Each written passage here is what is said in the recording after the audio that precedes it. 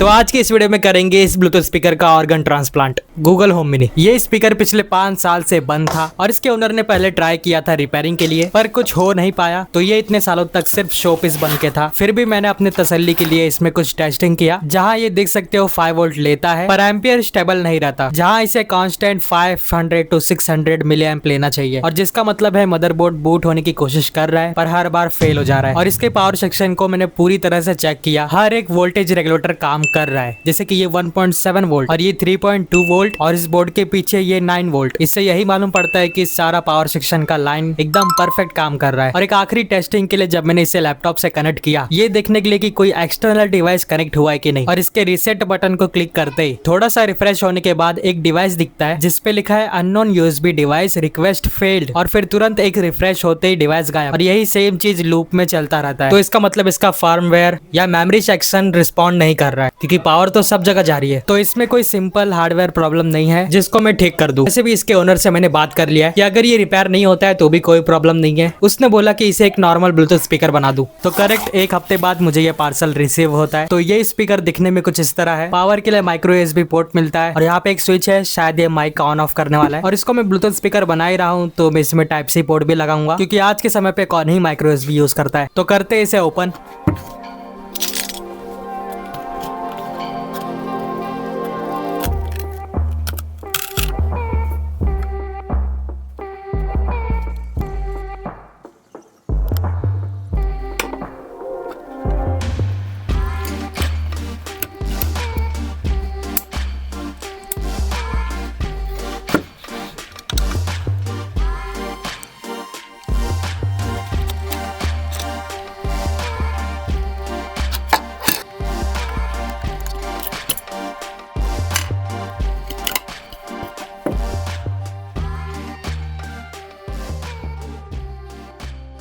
मैंने पहले सोचा कि इस मदरबोर्ड में जो एम्पलीफायर है उसी को ही यूज करूं, ये वाला एम्पलीफायर, क्योंकि ये एम्पलीफायर इस स्पीकर के साथ परफेक्ट काम करता। पर इस बोर्ड में जो एम्पलीफायर लगा है टेक्सास इंस्ट्रूमेंट्स का TAS5720L, इसको नॉर्मली मैं ब्लूटूथ मॉड्यूल से ऑडियो नहीं दे सकता, क्योंकि ये डिजिटल ऑडियो सिग्नल एम्पलीफायर है, एनालॉग नहीं। तो अफसोस मैं इस बोर्ड को ही यूज नहीं कर पाऊंगा। मुझे एक नया एम्पलीफायर और ब्लूटूथ मॉड्यूल लगाना पड़ेगा। और ये जो स्पीकर है ये 4 ohms का है, जिसके लिए एम्पलीफायर बहुत सारे है। तो इस स्पीकर के साथ मैं ये वाला बोर्ड यूज करूंगा, पर इस पूरे बोर्ड को यूज नहीं करूंगा, सिर्फ इसका एम्पलीफायर ही यूज करूंगा, क्योंकि जब ये ऑन होता है तो बहुत बेकार से आवाज निकालता है। अब खुद ही सुन लो। Welcome to Jubilee Music World.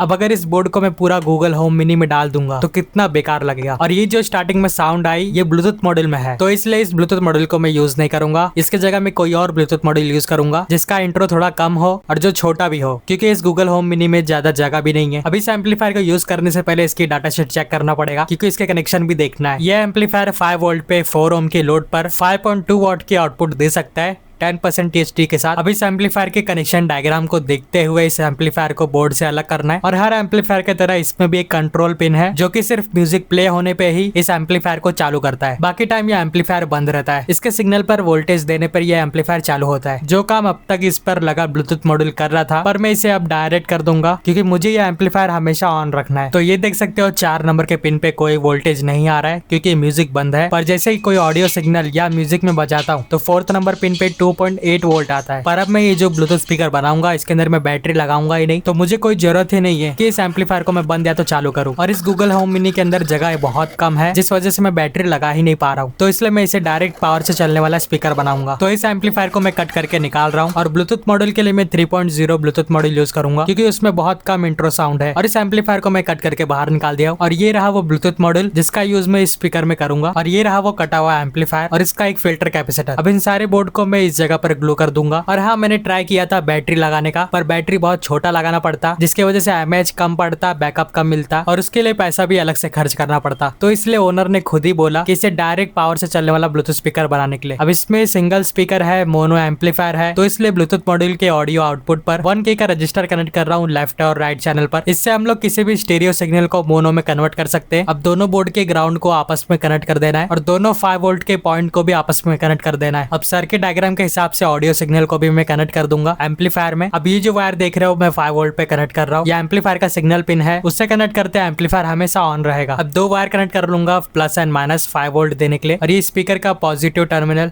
और ये नेगेटिव। अब बोर्ड में पावर आ रहा है कि नहीं ये चेक करने के लिए मैं एक एलईडी भी कनेक्ट करूंगा। ये एक ब्लू एसएमडी एलईडी है जिसके साथ 1K का रजिस्टर कनेक्ट है सीरीज में। इसे मैं इस बोर्ड के पावर सेक्शन पे डायरेक्ट कनेक्ट कर दूंगा। अब एलईडी को एक जगह फिक्स करने के लिए मैं फेविबॉन्ड से एलईडी को ग्लू कर दूंगा, और इसी तरह पावर एंड स्पीकर्स के वायर को भी एक जगह ग्लू कर देता हूँ। अब शॉर्ट सर्किट से बचने के लिए एक पेपर को ग्लू कर दूंगा बोर्ड पर, क्योंकि इसके ऊपर लगने वाला है एल्युमिनियम का प्लेट।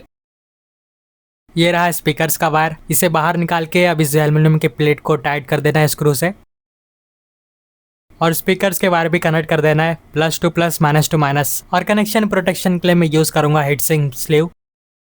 अब 80% काम तो हो चुका है, अब बस टाइप सी पोर्ट कनेक्ट करना है। तो इस स्पीकर को टाइट कर देता हूं पहले।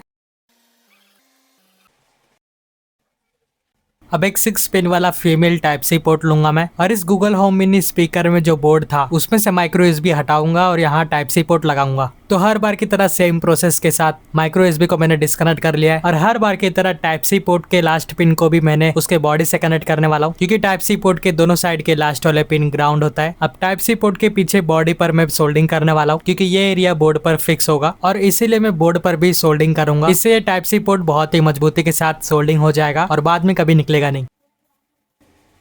और फिर से हर बार की तरह टाइप सी पोर्ट को मैं बोर्ड पर सोल्डिंग कर देता हूँ। तो फिर ये सोल्डिंग हो चुका है। अब ये दिखने में कुछ इस तरह है। अब इस पीसीबी को इसकी बॉडी में फिक्स करते हैं।